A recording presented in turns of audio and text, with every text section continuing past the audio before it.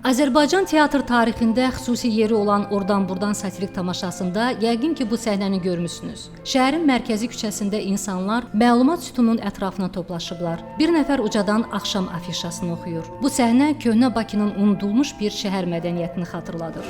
Bugün Aleksandrin Ünas pansionatında xeyriyyə məqsədi ilə Üzeyir Hacıbəyovun Arşınmalalan tamaşası olacaq. İçəri ancaq qadınlar buraxılır.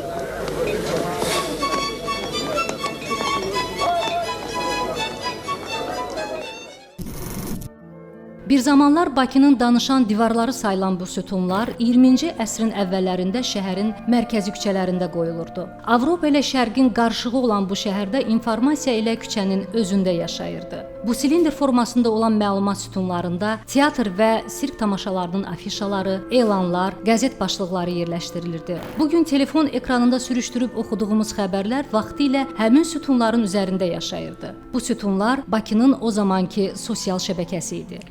Gördüyünüz bu sütun bir vaxtlar Bakının əsas xəbər mərkəzlərindən olub. İnsanlar belə sütunların ətrafına toplaşır, qəzet başlıqlarını, afişaları, elanları bu sütunlardan oxuyur, öyrənir, bir-birlərinə danışırdılar. Yəni Bakı günün müxtəlif saatlarında bu xəbərlər vasitəsilə pıçıldaşır, bəzən isə dedikodu qazanında qaynayırdı.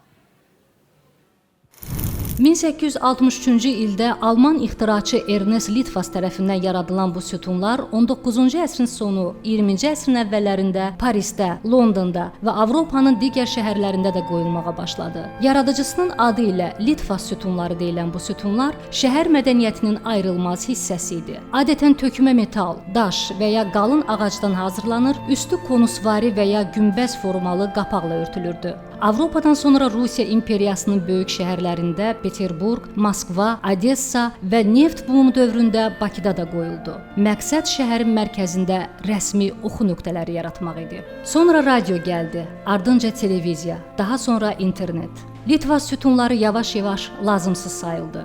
Bir çoxu söküldü, unuduldu, yeni vitrinlərlə əvəzləndi. Amma tam yox olmadılar. Bugün hələ də Bakının bəzi yerlərində, İstiqlaliyyət və Nizami küçələrində, teatr binalarının önündə rast gəlmək olar. Amma təəssüf ki, onlardan orijinal şəkildə qalan yoxdur. Yalnız köhnə fotolarda arxa plan təsvirlərində görünürlər. Bəziləri isə yenidən afişalarla örtülüb. Bugün Litvas sütunları oxumaq üçün deyil, baxmaq və xatırlamaq üçündür.